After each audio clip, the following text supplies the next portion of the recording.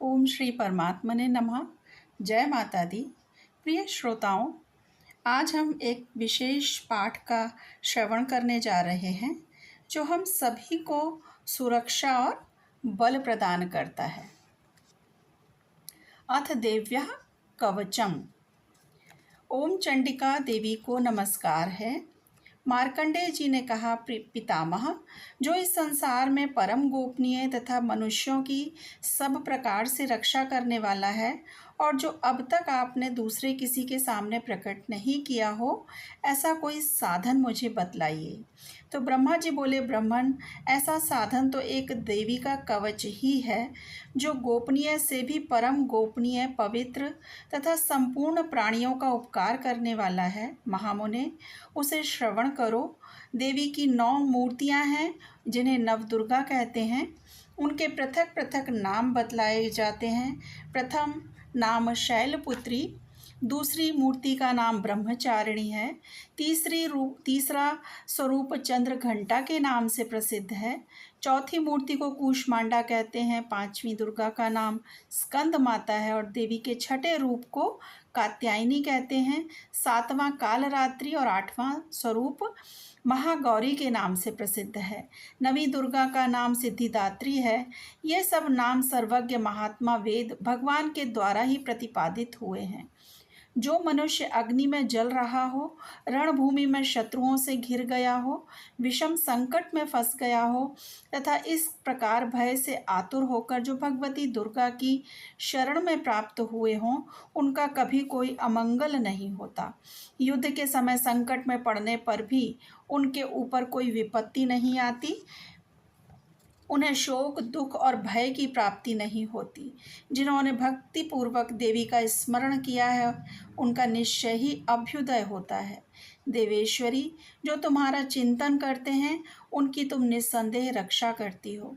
चामुंडा देवी प्रेत पर आरूढ़ होती हैं, वाराही भैंसे पर सवारी करती हैं, इंद्री का वाहन ऐरावत हाथी है, वैष्णवी देवी गरुड़ पर ही आसन जमाती हैं, महेश्वरी वृषभ पर आरूढ़ होती हैं, कौमारी का वाहन मयूर है।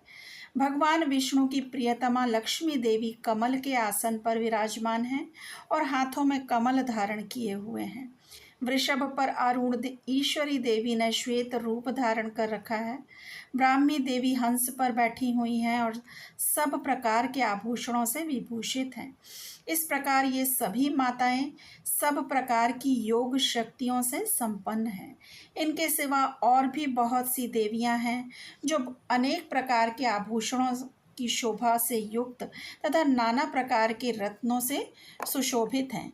ये संपूर्ण देवियां क्रोध में भरी हुई हैं और भक्तों की रक्षा के लिए रथ पर बैठी दिखाई देती हैं। ये शंख, चक्र, गदा, शक्ति, हल और मूसल, खेटक और तोमर, परशु तथा पाश, कुंत और त्रिशूल एवं उत्तम शांक, धनुष आदि अस्त्र शस्त्र अपने हाथों में धारण करती हैं।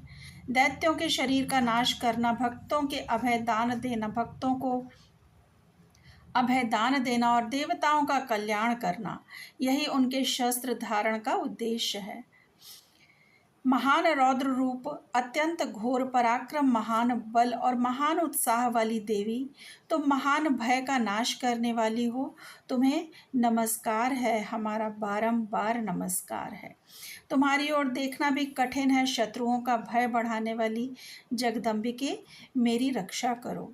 पूर्व दिशा में इंद्री मेरी रक्षा करें, अग्निकोण में अग्नि शक्ति, दक्षिण दिशा में वाराही तथा नैऋत्य कोण में खड्ग धारिणी मेरी रक्षा करें, पश्चिम दिशा में वारुणी और वायव्य कोण में मृग पर सवारी करने वाली देवी मेरी रक्षा करें, उत्तर दिशा में कौमारी और ईशान कोण में शूल धारिणी देवी मेरी रक्षा करें। ब्रह्माणी, तुम ऊपर की ओर से मेरी रक्षा करो और वैष्णव देवी नीचे की ओर से मेरी रक्षा करो। इस प्रकार शव को अपना वाहन बनाने वाली चामुंडा देवी 10 दिशाओं में मेरी रक्षा करें। जया आगे से और विजया पीछे ओर से मेरी रक्षा करें। वाम भाग में अजिता और दक्षिणा भाग में अपराजिता रक्षा करें। उद्योतनी शिखा की रक्षा करें। उमा मेरे मस्तक पर विराजमान होकर रक्षा करें। ललाट में मालाधारी रक्षा करें और यशस्विनी देवी मेरी भौहों का संरक्षण करें। भौहों के मध्य भाग में त्रिनेत्रा और नथनों की यम घंटा देवी मेरी रक्षा करें। दोनों नेत्रों के मध्य भाग में शंखनी और कानों में द्वारवासिनी रक्षा करें। कालिका देवी कपोलों की तथा भगवती शांकरी कानों के मूल भाग की रक्षा करें। नासिका में सुगंधा और ऊपर के ओठ में चर्चिका देवी रक्षा करें। नीचे के होंठ में अमृत कला तथा जिह्वा में सरस्वती देवी मेरी रक्षा करें। कौमारी दांतों की और चंडिका कंठ प्रदेश की रक्षा करें। चित्र घंटा गले की, घंटी की और महामाया तालु में रहकर रक्षा करें। कामाक्षी ठोड़ी की और सर्वमंगला मेरी वाणी की रक्षा करें। भद्रकाली ग्रीवा में और धनुर्धारी पृष्ठवंश मेरुदंड में रहकर रक्षा करें। कंठ के बाहरी भाग में नीलग्रीवा और कंठ की नली में नलकुबरी मेरी रक्षा करें। दोनों कंधों में खड्गनी और मेरी दोनों भुजाओं की वज्रधारिणी रक्षा करें। दोनों हाथों में दंडनी और अंगुलियों में अंबिका रक्षा करें। शूलेश्वरी नखों की रक्षा करें। कुलेश्वरी पेट में रहकर रक्षा करें। महादेवी दोनों स्तनों की और शोक विनाशिनी देवी मन की रक्षा करें। ललिता देवी हृदय में और शूलधारिणी उदर में रहकर रक्षा करें। नाभि में कामिनी और गुह भाग में की गुहेश्वरी रक्षा करें। पूतना और कामिका लिंग की और महिषवाहिनी गुदा की रक्षा करें। भगवती कटि भाग में और विंध्यवासिनी घुटनों की रक्षा करें। संपूर्ण कामनाओं को देने वाली महाबाला देवी दोनों पिंडलियों की रक्षा करें। नारसिंही दोनों घंटियों की और तेजस्वी देवी दोनों चरणों के पृष्ठभाग की रक्षा करें।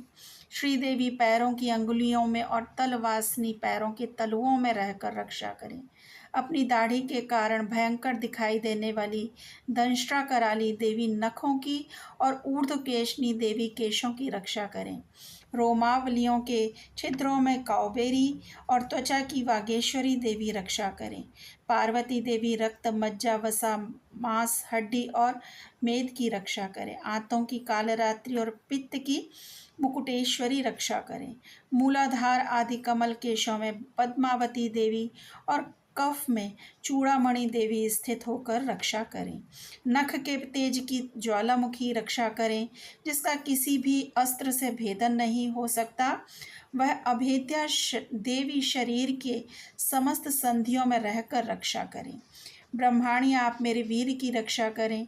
छत्रेश्वरी छाया की तथा धर्म धारिणी देवी मेरे अहंकार, मन और बुद्धि की रक्षा करें।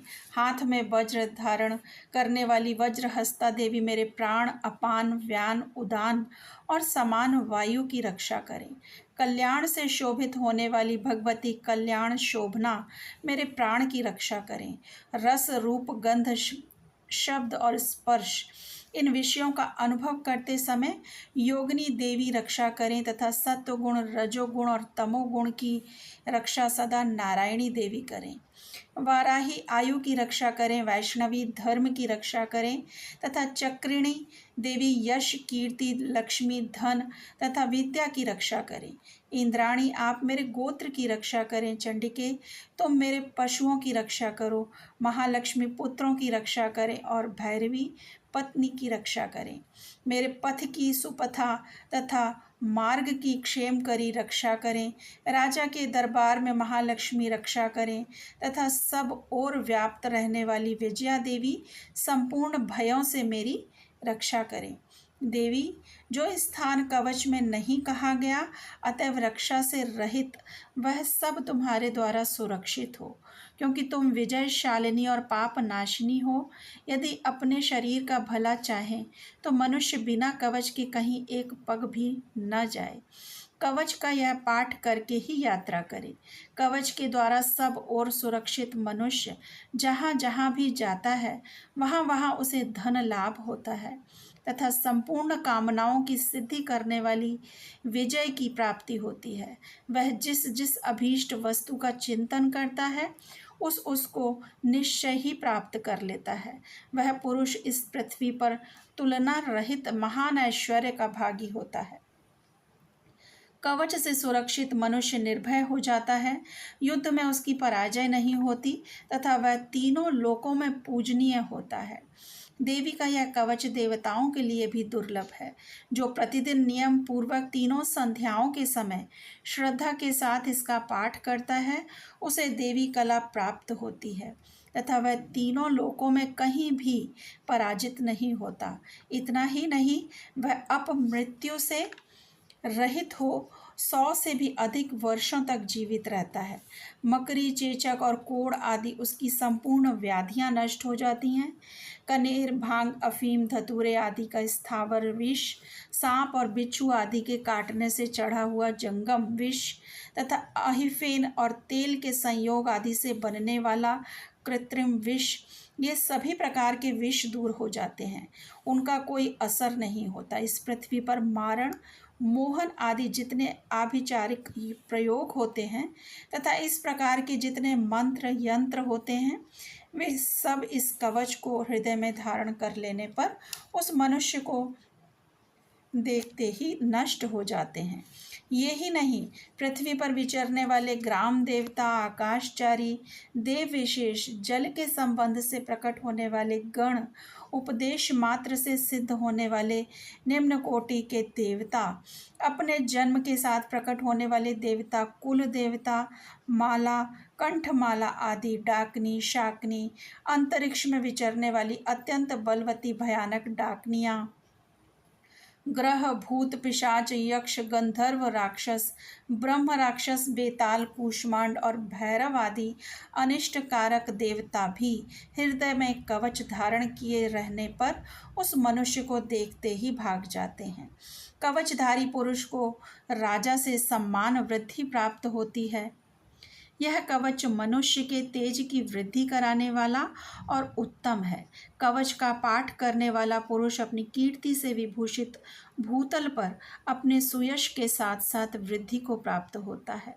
जो पहले कवच का पाठ करके उसके बाद सप्तशती चंडी का पाठ करता है, उसकी जब तक वन, पर्वत और काननों सहित यह पृथ्वी टिकी रहती है, जब तक यहाँ पुत्र पौत्र आदि संतान परंपरा बनी रहती है, फिर देह का अंत होने पर वह पुरुष भगवती महामाया के प्रसाद से उस नित्य परम पद को प्राप्त होता है, जो देवताओं के लिए भी दुर्लभ है।